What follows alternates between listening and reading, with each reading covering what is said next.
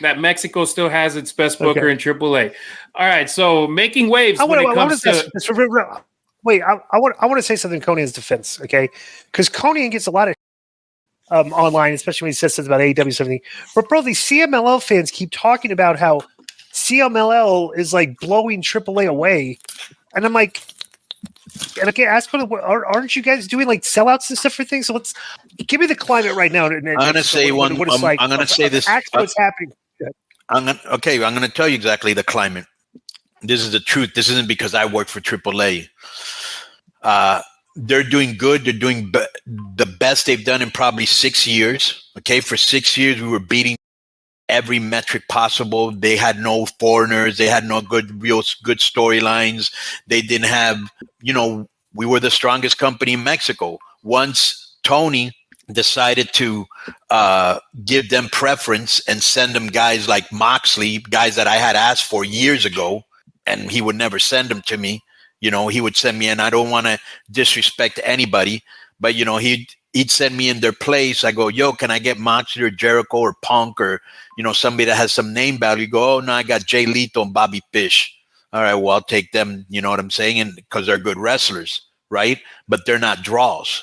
So he sent them pure draws. He sent Monet just to sit in the audience, and go up there and make a challenge. Like, he never did any of that with us. And he actually said, hey.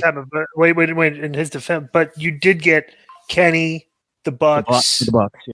I mean, but how long ago was that? Basically, I had to talk to them to get them. That wasn't like I got them through Tony. That was me talking to them and them telling Tony, hey, we'd like to go. That was pre-pandemic, right? Which he could have stopped, huh? It was pre-pandemic. Huh?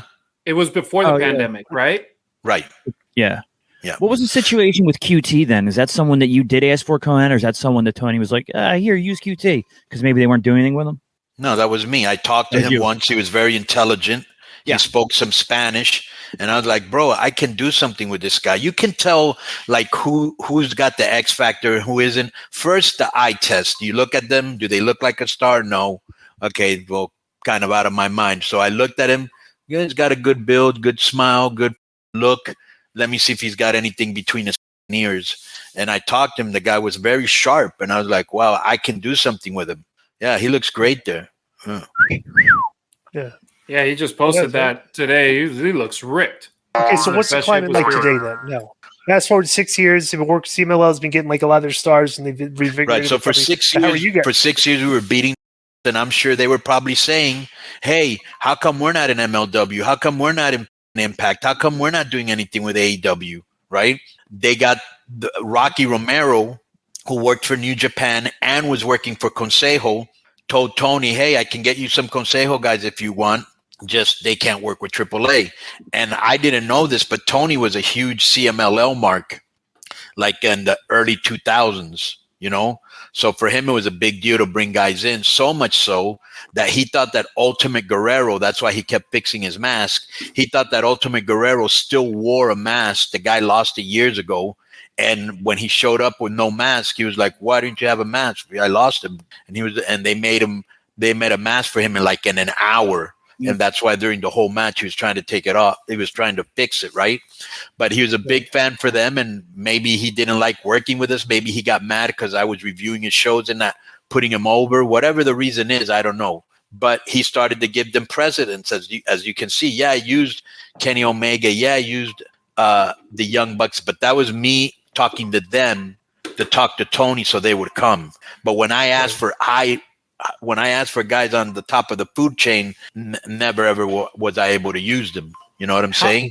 And you can see that, like when CMLL came out, they definitely rolled out the red carpet for them, not for us. Well, how is AAA's business doing? Because if you read these marks on the internet, they're talking like AAA's terrible. Well, do you not see the pictures I put up every TV show? I see the pictures. I know you think they're all photoshopped, but AI. you do AI generated deep fakes. Right, but most people don't know that, only you. So when I put up those pictures, is that supposed to be, you know what I'm saying? The pictures say 1,000 words. Oh, it looks like you did good. So we've been doing great houses. Our house show business is really good, and we don't have to deal with the headaches of sometimes AEW talent wasn't showing up. Jeff and Satnam have been great. They have not missed one show, but like FTR missed shows, like at least 3. Ty and Sammy missed at least 3. Kenny missed at least 2. He was hurt, but you know what I'm saying? Yeah. How much did it affect you, though, Konnan, when they premiered Rampage on Fridays and they were doing the shows live Fridays, and then they debuted Collision, and then they were doing shows on Saturdays too? Because we couldn't use talent. Yeah, like for example, Commander. Like, look at all the talent he got from AAA: Taya, Penta, Angelico. Even they don't do with him. I don't even know if he's even there anymore. Jack Evans, which is not there anymore. Phoenix. Phoenix. Pentagon, Commander, Vikingo. Now they're signing up a guy that just left AAA, Aramis, who they're calling Hologram. Gravity was not part of AAA, but for our listeners, Gravity is the astronaut of Lucha Libre. Yeah, I am the astronaut of Lucha Libre. Is that at the beginning of the show still, Joe? Yes, sir. That's great. So, So these were all these guys that they're prominent guys in our storylines that we couldn't use because he's using them. You know what I'm saying? So that also hurt us. Right. Or at least having them in the building. Not using them, but having them in the building. Right, exactly. Well, at least they eat good. Okay, the catering's really good. So the Mexican wrestling in Mexico is kind of pretty hot right now. Right. So I think that after so many years of them, getting by us, because that's the correct word, they finally woke up. They lucked into Rocky Romero working for New Japan and working for CML at the same time, got them hooked up with AEW. So now, they're having the same problems we are. Cause now the top guys that they send over there, whatever guys they send over there, they can't use them on Fridays if Tony's using them. Right. And he just felt the wrath. They just lost somebody to WWE, just like we lost Dragon Lee. They just lost Stephanie Vaquer, which is even worse because Tony put a lot of money, he put a lot of equity into her, and she bounced. I read an article Konnan that said it was, if you followed Stephanie in her career and interviews and podcasts she's done, she's made it clear for years that as a kid, she was a WWE girl. That's where she wanted to go. That was her goal. You know what I mean? So it's not like was Tony supposed to know this or what? She's supposed to be a mind reader. If you got someone scouting and telling you about somebody, what nationality is she? From Chile. She's from Chile. What nationality? So does she speak fluent English? Does she speak fluent English? No, she doesn't. She doesn't. And also, like a lot of people, she went for a tryout a few years ago, and they said no. Until she got the spotlight somewhere else. Right. They got very interested. Which is what you have to do sometimes. Yeah. I don't want to sound bad, but Konnan, Paco Alonso, he rarely wanted to work with other companies. He passed away July 2019, I think. Has it been able to be helpful for the company, for CMLL now, that probably having the connection with Rocky Romero and probably open other doors? Do you think with Paco Alonso it would be the same case? Or now that he's Paco not would have here? done the same thing. What's stupid to me, still is stupid and will always be stupid, is the two main characters in this feud are both dead. Why are we still feuding? Right. Yep. That's Paco stupid Alonso to me. and Antonio Peña. Right. That's what started. I was part of it too, but they passed away. Why are we still at each other's throat? Because in their mind, they're real wrestling. Like, we wrestle for real. No, you don't. Somebody is told to do a job like in our promotion. Just we do a lot of more entertainment, and to them, that's like, that's wrestling. It isn't real. It's like the New Japan. That's real wrestling. It isn't real, dude. If you want to go real, go to UFC. They do high spots. They do false finishes, and it's not been real since maybe the 1800s. Because I do know my history. It's the whole argument reinvented. That what is sports entertainment is right. Professional wrestling is sports entertainment. The funny thing is, like, you always thought it was hysterical is like a lot of the old school guys hated the term sports entertainment, right? Especially like even Cornette, right? And I was like, dude, you're out there dressed in a yellow suit. You're supposed to be a manager, and you're hitting people in the back with a tennis racket. Right. That is sports entertainment. Right. It's like, right. So it's like Right. everything we do in wrestling is just the more entertainment you put out there, the more fans you What draw. was Big Van Vader with the helmet, with the smoke? That's sports Right. entertainment. Sports you know what I'm entertainment, saying? right, If not, it'd just be amateur wrestling boring. Right. And You know? look, you could And I want to just say one thing.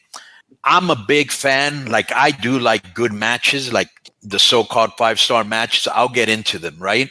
But dude, I tried that. That doesn't draw. Right. Entertaining draws. Good promos, run-ins, a guy turning on another guy, and all that we like. That's why I've had a job for so long, because I entertain. I know how to manipulate and entertain the people. Perfect example in AEW this past couple of weeks. There's been praised, they've had great shows, and everything, but for 5 years they've had all these great matches, great guys, great wrestling. It's like nobody cares about that. Right. The past couple of weeks, there's been strong promos and angles, and that's what sticks out in people's mind. Like, the show was great. Right. Somebody gives a rant, bro. The matches are not real. But you know what's the funniest thing? Do you know what's the funniest thing, Disco? For 5 years, you and I said the same thing and got vilified and all that, right? Now everybody's kind of come around, even Alvarez to some point, Meltzer, because he'll bury them, bro. I mean, he will bury them. And when we have private talks, he does. You know what I'm saying? So, I mean, at the end of the day, we were right. Yeah. The people that are still saying we're wrong, they're wrong. Yeah. Yeah, Konnan, you can pretty much say like CMLL, it's the wrestling aspect. AAA, it's the entertainment and the wrestling aspect. Right. So and there's an audience for both. And you can even compare it in the U.S., which is a company that says we're the best where wrestling is the most important part. That's AEW. Right. WWE, they're the entertainment, the storytelling, the telenovela aspect of it. Right. So you can even look at it like that. Disco, CMLL is AEW and AAA is WWE. There's something for everybody. There's something that an audience is going to like more and something that an audience isn't going to like as much, but they're both options that are there. So, do you still have a license plate that says I'm a AEW mark? It says BTE 1 AEW. I like it better that I'm an AEW mark. It doesn't fit, Konnan. It doesn't fit. But yeah, no, I really like AEW. I don't watch WWE. AEW is more of and even me. Bro, even me. Why don't you watch WWE? Let me just hear this. I mean, if you would have heard him talk about how much time he has to spend at his job, I doubt if Harry has 7 hours to watch wrestling every week. Yeah, it sucks. But you can't watch the condensed version? I don't have cable. I got the Fire Stick that's hacked. Right. And I watch AEW through, it used to be Fight TV. What's it called now? Thriller So TV. you sit there through the whole 2 hours and watch AEW? So the good thing with Thriller is that you can watch it after it's over and you can fast forward through commercials or Hulu. if there's a match that I don't like. I watch it Wednesday live at work at 8:00. Not live; it's the West Coast feed. I watch it. West Coast feed. Yeah, because I get into work and I check the girls in, and then at 8:00 I got nothing to do for like a couple hours. So I just got my computer there and just watch the show. Yeah, but before it used to be like Wednesday, I have to be in front of my TV at 5. Rampage, I have to be in front of my TV at 8:00 it airs. Rampage. I used to be like that. Excited for Rampage. You liked Rampage? I used to watch it. Now it's been like a month and a half that I haven't watched Rampage. You're not missing Collision. There's times that it's like Tuesday, and I'm like, I better start watching a little bit of it in case there's a thread from this show that's going on for the next, like this week that MJF had his promo. That's the one thing that AEW does not do well is if there's a storyline. Stick it in a video, make a video of it, and put it on this week. You get caught up in it. It's like they do that very rarely. And this week they did it. But that's the number one thing. The problem they have with audience capture is they make it very difficult for new fan to figure out what's going on that show when you see the stuff because they're not recapping a lot of stuff. Well, why don't we do something, Disco? Since we're going to do the Dynamite review, right? Mm-hmm. Did you watch Dynamite, Harry? Oh yeah. You want Harry to sit in and chime in or no? Do you got time? Yeah. All right. Cool. All right. First of all, I'd like to see because I never saw last week's. Can you find last week's ratings?